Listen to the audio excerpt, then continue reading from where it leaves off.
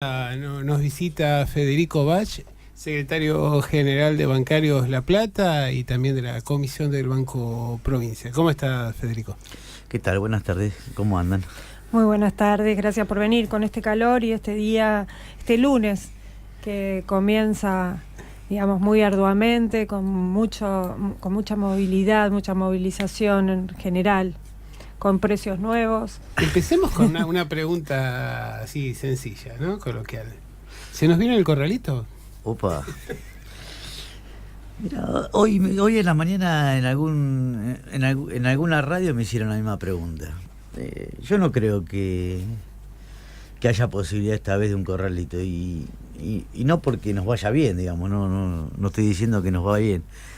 Me parece que a diferencia del 2001, hoy no existen los depósitos en dólares en los bancos. Entonces, la sociedad aprendió. Entonces me parece que los únicos pesos en plazo fijo, en alguna cuestión o en bono, lo que sea, son los pesos que están dando vuelta. Y eso genera que en realidad el gobierno ya tiene la máquina para generar peso, con lo cual en el caso de buscar un corralito debería buscar los dólares, que me parece que no están. Puntualmente, yendo al conflicto de bancarios y de Banco Provincia en particular, porque han circulado en los últimos días una serie de designaciones millonarias de parientes y allegados a funcionarios del gobierno nacional y del gobierno provincial, mientras que por el otro lado se intenta hacer una oferta mínima de aumento, suprimir paritarias y demás. ¿Cuál es tu visión? La realidad es que el Estado, si uno analiza los números de gasto, había tenido un crecimiento del 2015 para acá en lo que tiene que ver con materia, en la materia laboral, digamos, hubo mucho despido en el cambio de gestión, o al principio de la gestión de este gobierno. Así es. Y después se generó no solo equilibrar el número que había en el 2015, sino que por momentos también se superó. Con la famosa idea de la meritocracia, que no es tan así, digamos, porque después de los hechos nos damos cuenta que no existe, pero que en realidad por ahí quedó en el ideario de la gente. En realidad hoy por ahí se descubre, quizás hasta de casualidad, porque un poco empieza a descubrirse con el tema de la famosa empleada de Triaca, digamos, salta un poco en ebullición este tema, y a raíz de ahí un anuncio muy débil de Macri, que en realidad lo único que intenta que es un anuncio para los medios, en donde no me parece que, o por lo menos desde la realidad no parece acompañar la decisión política de los que tienen al lado para que vayan renunciando toda la gama de parientes que hay trabajando en la administración pública y con salarios muy altos. La gobernadora dijo, creo en el día de la fecha, que no va a pedirle a los intendentes que renuncien los familiares. Así que para tu caso, para el banco, con esta propuesta tan mínima que les hace, y tenemos la carga de los municipios que sabemos, como por ejemplo el de Quilmes, el de Martiniano Molina, lleno de parientes. Sí, no solo lleno de parientes, bueno, nosotros dentro del grupo Vapro tenemos a Jorge Macri, digamos, liderando el grupo, así que sí, hablamos de parentesco, me parece que bien el dato. Pero más allá de eso, igualmente, digamos, seamos justos, no es una política de este gobierno puntualmente, sino que no. se viene arrastrando desde hace tiempo. Tal vez ahora llama la atención por la magnitud de los salarios. Y por la vara tan alta que habían puesto ellos, sí, en la campaña. En realidad fue una parte de la crítica a lo que venía pasando en la política, lo que pasaba antes, y en realidad la respuesta de ellos es la misma de lo que pasaba antes, con lo cual es mucho más grave, porque deberían haber preocupado por cambiar esa vara, digamos. Sí, convengamos que también es un poco lo que decías, es un poco demagógico esto del presidente de salir a pedir las renuncias, digamos, un poco más, es para la tribuna. Y creo que había 5, si no me equivoco, 5 o 6 dando vuelta de las renuncias que... Sí, casi todos familiares de Triaca. Pero claro, llamativamente. Pero a mí una cosa que me llama la atención en esta negociación, o en esta fallida tal vez, del sector bancario, es el número, el indicador que ofrecen los bancos, siendo posiblemente los más beneficiados en estos últimos años de gobierno, Y también en los anteriores, ¿no? Y evidentemente vemos que las comisiones de los bancos aumentan, los beneficios de los bancos aumentan sistemáticamente y luego se tira un índice del 9% que realmente cuesta entenderlo, incluso desde el sentido común. Y mira, para entrar en diciembre y después avanzamos sobre un cachito sobre el conflicto del banco, que seguramente la gente quiere escuchar, Sí. del Banco Provincia en particular. Allá cuando acatamos la conciliación obligatoria, 20 de diciembre, había una medida de 2 horas de asambleas que iniciaba el gremio en relación a que todavía no se había llamado la discusión y la paritaria se vencía a fin de año, el 31 del 12. Ahí entramos en una conciliación obligatoria. En realidad, en las 6 reuniones que se dieron, se planteó el 9%. No es que es un 9%, no, 6 reuniones, el mismo número, y hasta caprichosamente el mismo número en un sector donde la rentabilidad es mucho más alta. Todo indicaba en ese momento y hoy, a medida que fueron pasando las reuniones, que en realidad íbamos a terminar en un plan de lucha. Poquito tiene muy poco que ver con el número y tiene mucho más que ver con una provocación, que en realidad no hay otra forma que no sea un conflicto gremial, porque ya tenemos hace 1 mes y medio, 2 meses que estamos pidiendo las reuniones con el Ministerio de Trabajo en lo que tiene que ver con la paritaria, y ya 1 mes de vencida la paritaria nuestra y saliendo de esa conciliación obligatoria. El ofrecimiento sigue siendo el mismo y la rentabilidad de los bancos muy alta, con lo cual seguramente no nos pongamos de acuerdo y tenemos que ir a mediar un conflicto. Por eso estamos... ¿Vos pensás que los bancos en general están provocando el conflicto al hacer este tipo de oferta y no modificarla?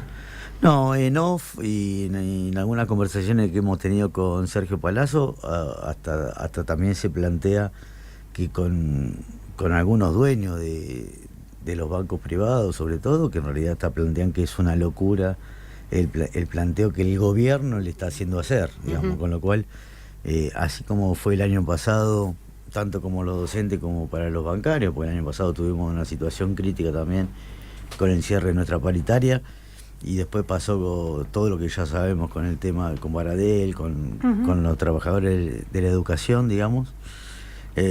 Creo que este año se está dando de la misma forma, sí. Y claramente se está dando de la misma forma. La vez pasada, no sé si fue suerte o un movimiento clave, se presentó un recurso ante la justicia, porque el año pasado, en diciembre, por ejemplo, la paritaria del banco ya se había firmado y después no la querían cumplir. De acuerdo, sí. Y hubo un fallo judicial que en realidad creo que hizo que la paritaria de los bancarios se terminara arreglando y entró en un conflicto muy importante la paritaria docente. Sí. Creo que este año decidieron que por lo menos con estos 2 gremios, no sé si somos porque discutimos más temprano, porque hay una posición más política desde el movimiento obrero en las conducciones de los gremios, tendrá que ver, pero sí se está dando, por lo menos se intenta prevalecer esta discusión y tratar de generar algún tipo de costo gremial, si se quiere. Creo que en realidad lo que se busca es deteriorar gremialmente las organizaciones sindicales. Y yendo al Banco Provincia puntualmente, ¿cuál es el conflicto o la situación?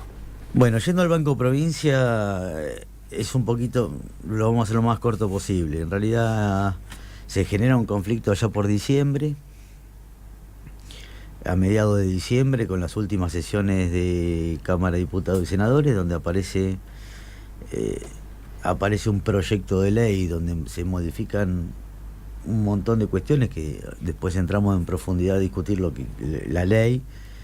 Se plantea la reforma previsional como una jubilación de privilegio instalada en los medios, con una palabra de Pinal muy fuerte a nivel nacional, y donde no se generó ningún tipo de diálogo, se votó en 48 horas y con un tratamiento super express donde no hubo margen para otra cosa. Nosotros en ese momento seguimos el conflicto después de la votación de la ley, un día más, y después entramos en una conciliación obligatoria que dictó el gobierno. Nosotros creímos que cuando entrábamos en la conciliación obligatoria entrábamos para generar el diálogo que no se había dado antes, digamos, porque la verdad que no se había dado, no hubo forma de generar un diálogo.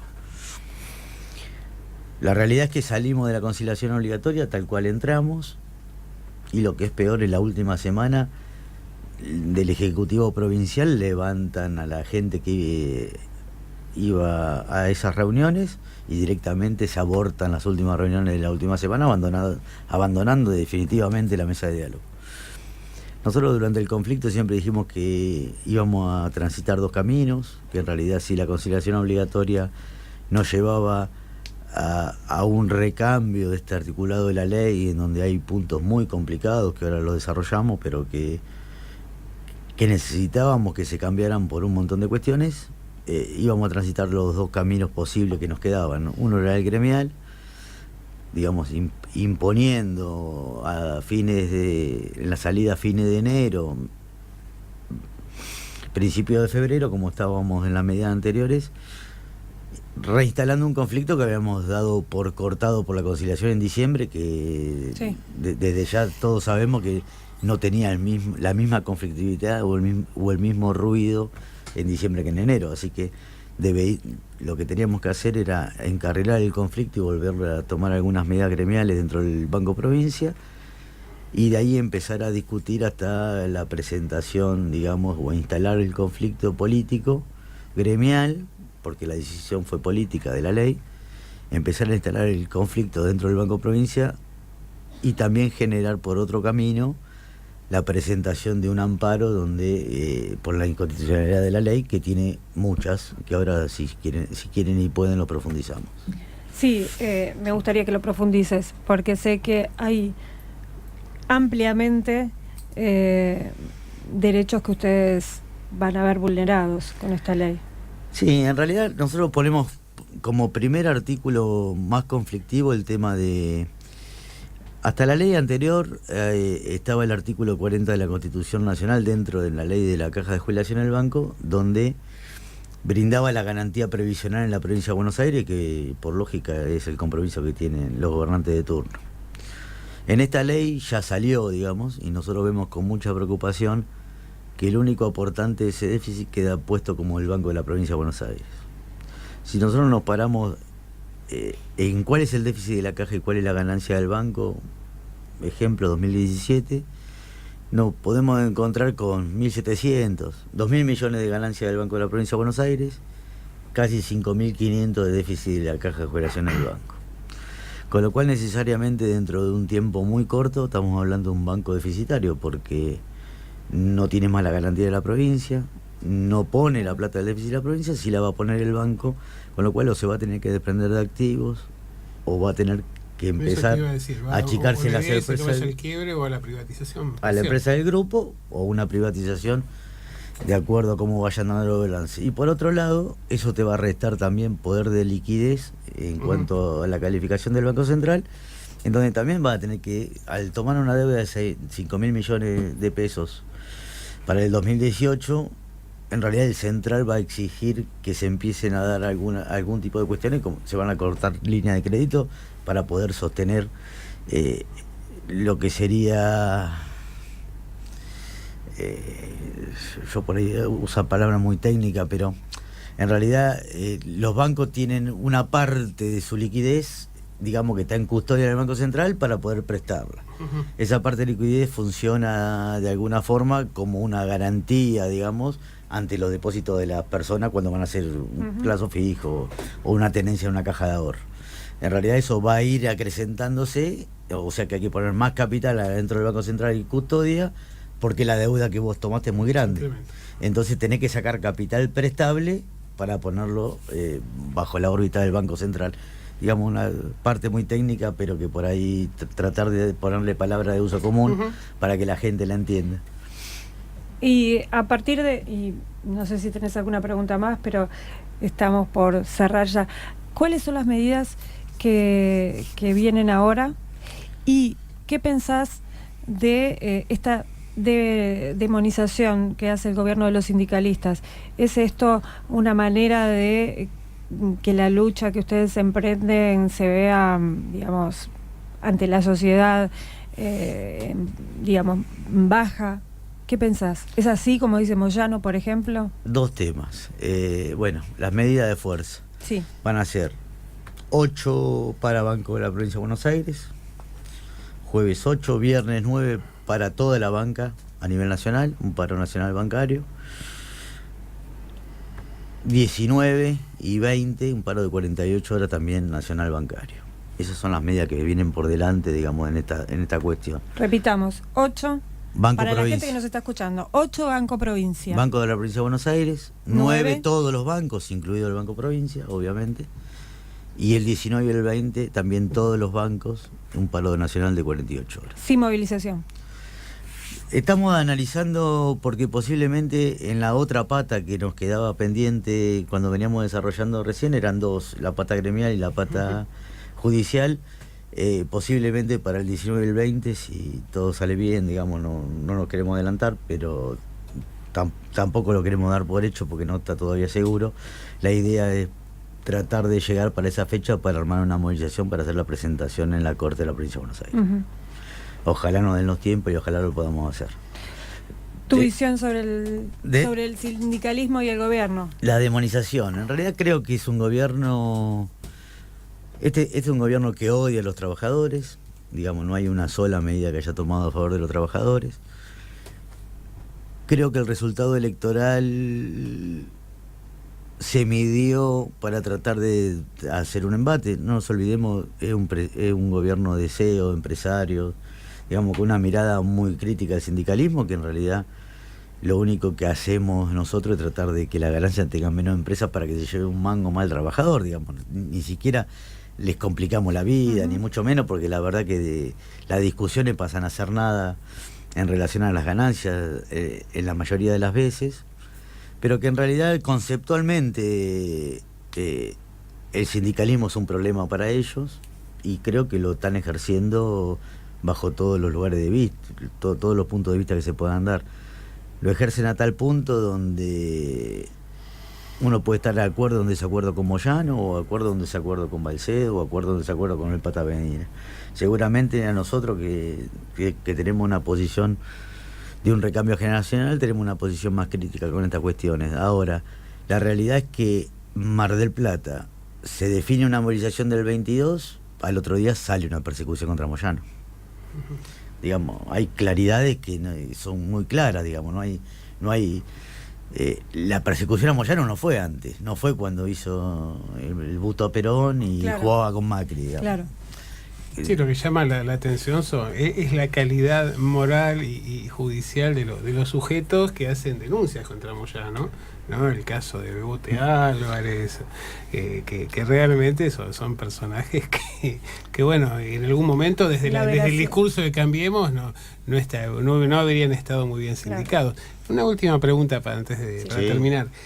¿Vos pensás que el quiebre de la CGT es inevitable en este contexto? Yo creo que estos días se vio a las claras un quiebre de la CGT que quizás ya se conocía desde el triunvirato, que estaba quizás más oculto, pero que había posiciones encontradas entre el triunvirato mismo, y no hablo por fuera del triunvirato porque si se quiere con Palazzo o con algún otro representante de la corriente federal eran más públicas, digamos, pero que se iba a generar, digamos, ¿no? En las medidas que fueron saliendo del CGT se notaba que el triunvirato no jugaba juntos. Sí. Creo que en realidad hay un sector del sindicalismo que siempre eligió apoyar al gobierno de turno, esto está claro, y hay otro que están dando alguna discusión. A mí me parece válida la discusión, me parece que son momentos donde los trabajadores y la gente de a pie está necesitando de una visión muy crítica de parte de la CGT y poder impulsar desde ahí, si se quiere, desde el movimiento obrero, tratar de ir acomodando esos patitos que hablaban ustedes hace un ratito en cuanto a la unificación del peronismo y demás, que tenemos que jugar un rol. Creo que el movimiento obrero es el que tiene que jugar el rol hoy de tratar de visibilizar la política del gobierno que están en desacuerdo con los trabajadores, y creo que confluye también ahí mismo el peronismo porque creo que representamos los mismos intereses, así que en definitiva me parece que somos los que tenemos de alguna forma hacer punta en estas cuestiones y tratar después de hacer los esfuerzos necesarios para que el peronismo pueda ser una opción en el 19. Bueno, muchas gracias, Muchas Federico. gracias, Te vamos a Federico. seguir molestando No, en no. el marco de esta lucha en que, digamos, que se está multiplicando y que inicialmente parece tocar a bancarios, pero que se está extendiendo a muchas otras ramas de la actividad económica. Muchas gracias. Muchísimas gracias a ustedes.